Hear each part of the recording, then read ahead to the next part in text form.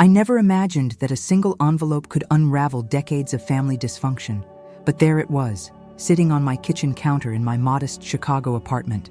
The cream-colored paper felt expensive between my fingers, embossed with gold lettering that announced the Thornberry Annual Charity Gala. My Aunt Patricia's name was printed at the bottom as the host, and my name, Meredith Walsh, was handwritten in elegant calligraphy across the front. At 62 years old, I'd learned to read between the lines of my family's gestures. This invitation wasn't about reconciliation or affection. Patricia wanted something, or more likely, she wanted to show off. My younger cousin Brandon had mentioned during our last phone call that Aunt Patricia had been bragging about hosting this year's gala at the historic Ashford Manor, a stunning estate on the outskirts of the city that had been converted into an event venue. "You should come, Mom," my daughter Claire said, when I showed her the invitation during our weekly video call. She lived in Seattle with her husband and 2 kids, pursuing her career as a software engineer. "When's the last time you did something fancy for yourself?" I looked around my small apartment, filled with comfortable furniture and photos of happier times. After my husband Robert passed away 5 years ago, I downsized from our family home, investing most of the proceeds wisely. Robert had been a successful patent attorney, and his life insurance policy, combined with my own career as a hospital administrator, had left me financially secure. But I'd never been one to flaunt wealth, unlike my late mother's sister, Patricia. "I don't know, honey," I said, fingering the invitation. "Your aunt and I haven't been close since your grandmother's funeral." That had been 3 years ago, and the memory still stung. Patricia had made snide comments about my simple black dress compared to her designer outfit. She'd questioned why I hadn't contributed more to the funeral expenses, despite the fact that I'd paid for half of everything. The final straw was when she suggested that Grandma had always loved her more because she'd made something of herself. I'd walked away that day, vowing to keep my distance, but something about this invitation intrigued me. Maybe it was curiosity, or maybe I was just tired of letting Patricia's poison control my choices. 2 weeks later, I found myself standing in front of my bedroom mirror, smoothing down the elegant navy blue gown I'd purchased for the occasion.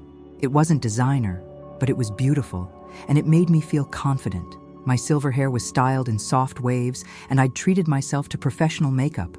At 62, I'd earned every line on my face, and I wore them with pride. The ride to Ashford Manor took 45 minutes through Chicago's autumn landscape. The trees were ablaze with orange and gold, and the October air carried that crisp scent of changing seasons. As my car turned onto the long driveway, I caught my first glimpse of the mansion, and my breath caught in my throat. Ashford Manor was magnificent. The 3-story Victorian structure sat on at least 5 acres of manicured grounds, with towering oak trees framing the circular driveway. The mansion's exterior was pristine white with forest green shutters, and warm light spilled from every window. A professional valet service was managing the arriving guests' vehicles, and I could see elegantly dressed people streaming toward the entrance. "Good evening, ma'am," the young valet said as he opened my door. "Welcome to Ashford Manor." I thanked him and made my way up the stone steps, my heart pounding with a mixture of nervousness and anticipation. The entrance hall was breathtaking. Crystal chandeliers hung from soaring ceilings, and a grand staircase curved upward with polished mahogany banisters. The air smelled of expensive perfume and fresh flowers. "Meredith," a familiar voice cut through the ambient chatter. I turned to see my cousin Brandon approaching with a warm smile. At 45, he was the only member of Patricia's immediate family I'd remained close with. "I'm so glad you came. You look absolutely stunning." "Thank you, Brandon," I said, accepting his hug. "This place is incredible, isn't it? Mom's been planning this for months. She wants to make sure everyone knows she's still the queen of Chicago society." He rolled his eyes affectionately. "Come on, let me get you some champagne before she spots you." We made our way through the crowded reception area toward the main ballroom. The mansion had been transformed into an elegant party venue, with round tables draped in white linen, towering centerpieces of white roses and orchids, and a live orchestra playing classical music in the corner. At least 200 guests filled the space, all dressed in their finest evening wear. "Brandon, darling," Patricia's voice rang out like a bell, or more accurately, like an alarm. She materialized from the crowd in a glittering silver gown that probably cost more than most people's monthly mortgage. At 68, She'd had enough cosmetic work done to knock a decade off her appearance, though her eyes remained sharp and calculating. "I see you found your cousin." "Hello, Patricia," I said evenly. "Thank you for the invitation. The venue is beautiful." She looked me up and down with barely concealed disdain. "Well, you certainly clean up adequately. Though I'm surprised you came. I know these sorts of events aren't really your scene." There it was, the subtle dig wrapped in false sweetness. I'd forgotten how skilled Patricia was at making insults sound like observations. "Actually, I've attended quite a few charity galas over the years," I replied calmly. "The hospital where I worked held them annually. We raised over $2 million for pediatric cancer research during my tenure." Patricia's smile tightened. "How charitable of you. Well, don't let me keep you. Do try the shrimp cocktail, it's imported." She swept away before I could respond, leaving a cloud of expensive perfume in her wake. Brandon squeezed my arm. "Don't let her get to you. She's been impossible all week." The evening progressed with surprising pleasantness. I reconnected with several distant relatives I hadn't seen in years, enjoyed the excellent food, and even found myself laughing at Brandon's stories about his teenagers. The mansion itself was a joy to explore. Every room was filled with historical details, from the original crown molding to the intricate parquet floors. During dinner, I sat at a table with Brandon, his wife Susan, and several of their friends. The conversation flowed easily, covering everything from travel plans to grandchildren to the challenges of aging parents. I was actually enjoying myself, which made what happened next all the more shocking. Patricia stood at the podium, tapping her champagne glass for attention. The orchestra fell silent, and 200 faces turned toward her expectantly. "Good evening, everyone. I want to thank you all for coming to support the Children's Arts Foundation. As many of you know, this cause is close to my heart." She paused for applause, her smile radiant under the chandelier light. "Tonight, we've raised over $50,000, and I'm so proud to be part of such a generous community." She continued with her speech, thanking various donors and committee members. I was only half listening, enjoying my dessert, when I heard my name. "I also want to acknowledge my niece Meredith, who's here tonight. Meredith, would you stand up?" Confused, I slowly rose to my feet as heads turned in my direction. Patricia's smile remained fixed, but something in her eyes made my stomach clench. Meredith has had such a challenging few years since her husband passed. She's been living in a small apartment on the south side, really quite a come down from the life she used to have. But I'm so glad she could join us tonight and see how the other half lives. It must be quite overwhelming for her. She gave a theatrical sigh. "Family is so important, don't you think? Even when they fall on hard times, we must remember to include them." The room had gone completely silent. I could feel hundreds of eyes on me, could sense the pity and discomfort emanating from the guests. My face burned with humiliation, but I refused to give Patricia the satisfaction of seeing me crumble. Brandon was on his feet immediately. "Mom, that's completely inappropriate." "Oh, Brandon, don't be so sensitive. I'm simply acknowledging Meredith's courage in coming tonight despite her circumstances." Patricia's voice dripped with false sympathy. "We should all admire her resilience." Something inside me snapped. I'd endured Patricia's cruelty for decades. The constant comparisons, the belittling comments, the way she'd poisoned my relationship with my mother by telling lies. But this public humiliation in front of strangers was a step too far. I walked toward the podium with my head high, my heels clicking decisively on the hardwood floor. Patricia's expression flickered with surprise as I approached. "Thank you for those touching words, Patricia," I said, my voice steady and clear. "You're absolutely right that life has changed since Robert's death. I made the choice to downsize and live simply, to focus on what truly matters, family, friends, and making a difference in the world. Unlike some people, I don't measure my worth by the size of my house or the designer label on my dress." I turned to address the crowd directly. "My late husband was a brilliant man who taught me that true wealth lies in how we treat others. He would have been appalled by this display of false charity, using a fundraiser as an opportunity to publicly shame a family member." I looked back at Patricia, whose face had gone pale beneath her makeup. "I came tonight hoping we might finally move past old grudges, but I see now that some people are more interested in feeling superior than in building genuine connections." The ballroom was so quiet you could have heard a pin drop. I saw several people nodding in agreement, and more than a few sympathetic faces in the crowd. "I'll be leaving now," I continued. But before I go, I want to say this. None of you should feel sorry for me. I have a daughter who loves me, a career I'm proud of, and enough self-respect to walk away from toxic people, even if they're family. I hope tonight's fundraiser is successful because those children deserve support from people who genuinely care. I turned and walked toward the exit, my heart pounding but my spine straight. Behind me, I heard the eruption of shocked whispers and, surprisingly, a scattered round of applause. Brandon caught up with me in the entrance hall. "Meredith, I'm so sorry. I had no idea she was planning that. It was cruel and completely uncalled for." "It's not your fault, Brandon," I said, hugging him tightly. "Your mother has always been this way. I should have known better than to come." "You were magnificent in there," Susan added, catching up to us. "Patricia's face when you called her out. I wish I had a photo." Half the room was cheering you on. As I waited for the valet to bring my car, I looked back at the magnificent mansion, its windows glowing warmly in the October night. It really was a beautiful property. And in that moment, standing there in my adequate dress with my wounded pride and burning cheeks, an idea began to form. I couldn't sleep that night. I kept replaying the humiliation, Patricia's smug face, the pitying stares of strangers. But I also kept thinking about the mansion itself, the way it had made me feel when I first arrived, the potential I'd sensed in every room. By morning, I'd made a decision. I poured myself a strong cup of coffee and opened my laptop, searching for information about Ashford Manor. What I discovered was fascinating. The property wasn't just a historic mansion.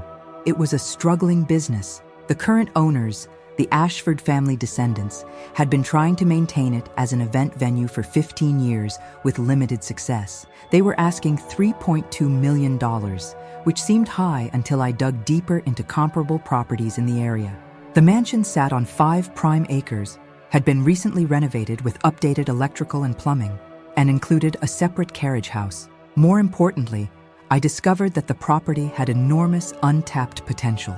The previous owners had focused solely on large-scale events like galas and weddings, but the mansion could accommodate so much more. Intimate dinner parties, corporate retreats, photography shoots, even boutique hotel rooms. I spent the next 3 days researching, running numbers, and consulting with Claire, who had a sharp business mind. "Mom, are you serious about this?" she asked during one of our marathon phone calls. "Buying the mansion where Aunt Patricia humiliated you?" "Not just buying it, honey. Transforming it, making it successful." I pulled up my spreadsheet. I've run the numbers a dozen times. With Robert's life insurance, my retirement savings, and the equity from selling our house, I have enough for a substantial down payment. The property generates some income already from events, which could cover the mortgage while I build up the business. But you'd be taking on a huge project at 62. That's when most people are thinking about slowing down, not starting new ventures. Exactly. And that's precisely what Patricia thinks I should be doing, fading quietly into the background. I'm done with that, Claire. I'm done being dismissed and underestimated. There was a long pause, and then Claire laughed. "Okay, I'm in. What do you need from me?" Over the following 2 weeks, I threw myself into the project with an intensity I hadn't felt in years. I contacted a real estate agent, toured the property twice more with a contractor and an inspector, and met with the Ashford family's representatives. The elderly Mr. Ashford, great-grandson of the original builder, was 89 and tired of the financial burden. "I'll be honest with you, Mrs. Walsh," Mr. Ashford said during our second meeting. "This place has been in my family for 4 generations, and it breaks my heart to sell it. But I need to know it'll go to someone who appreciates what it is, not some developer who'll tear it down for condos. Mr. Ashford, I promise you, if I'm fortunate enough to purchase this property, I will honor its history while bringing it into a profitable future. This mansion deserves to thrive, not just survive." His eyes moistened slightly. "You remind me of my late wife. She had that same fire, that same determination. The property is yours, Mrs. Walsh, if you want it." I'd offered $2, $9 million, and they'd accepted without countering. My real estate agent nearly fell off her chair. The paperwork took 6 weeks to finalize. During that time, I kept my plans completely secret, telling only Claire and Brandon. I wanted everything to be official before Patricia found out. The thought of her reaction kept me going through the stress of inspections, negotiations, and financial reviews. Finally, on a cold December morning, I sat in a lawyer's office and signed the papers that made me the owner of Ashford Manor. My hands shook slightly as I wrote my name, partly from nervousness and partly from exhilaration. "Congratulations, Mrs. Walsh," the attorney said, handing me the keys. "You're now the proud owner of one of Chicago's most historic properties." I held those keys in my palm, feeling their weight. They represented so much more than just a building. They represented possibility, independence, and a future entirely of my own making. The next 4 months were a whirlwind of activity. I hired a small but talented team. Marcus, a young event coordinator with fresh ideas, Ellen, an experienced hospitality manager, and 2 part-time staff members for maintenance and catering coordination. Together, we transformed Ashford Manor from a struggling event venue into a thriving, multi-purpose destination. We repositioned the business entirely. The main floor remained available for large events like weddings and galas, but we converted the second floor into 4 luxury guest suites for intimate weekend retreats. The carriage house became a photography studio that we rented to local professionals. We partnered with nearby restaurants for catering and began hosting monthly history and high tea events that celebrated the mansion's Victorian heritage. I moved into the 3rd floor owner's suite, which had been unused for years. With some renovation, it became a comfortable apartment with stunning views of the grounds. I woke up every morning to sunlight streaming through the tall windows, feeling more energized than I had in decades. By April, just 5 months after the purchase, we were turning a modest profit. By June, we had bookings extending into the following year. The success wasn't just financial, it was deeply personal. I was building something meaningful, creating jobs, preserving history, and proving to myself that my best years weren't behind me. Throughout all of this, I hadn't contacted Patricia. She tried calling me twice after the gala, probably to deliver some backhanded apology, but I'd let the calls go to voicemail. Brandon kept me updated and reported that Patricia was still bragging about her successful event, seemingly oblivious to how poorly her behavior had been received. "She has no idea you bought the mansion," Brandon told me during one of his visits.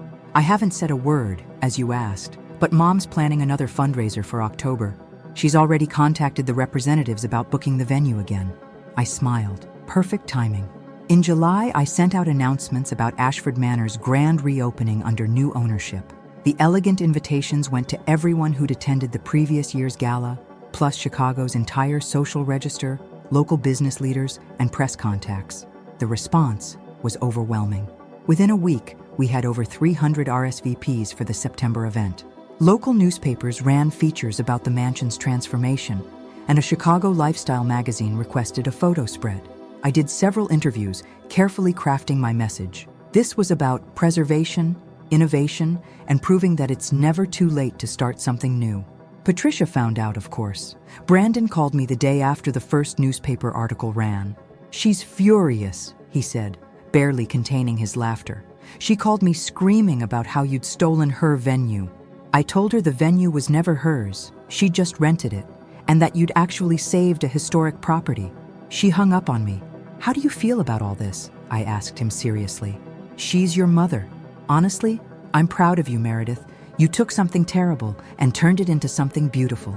The night of the grand reopening arrived with perfect autumn weather, crisp and clear, with a full moon rising over the trees. I wore an emerald green gown that Claire had helped me choose, and for the first time in years, I felt genuinely beautiful.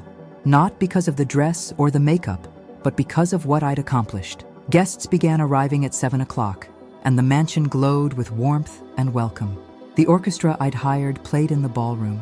Champagne flowed freely, and the catering staff circulated with exquisite hors d'oeuvres. I'd partnered with the same Children's Arts Foundation that Patricia had supported, ensuring that a portion of the evening's proceeds would go to their programs. I stood in the entrance hall, greeting guests personally, when Patricia arrived. She'd come despite not receiving an invitation.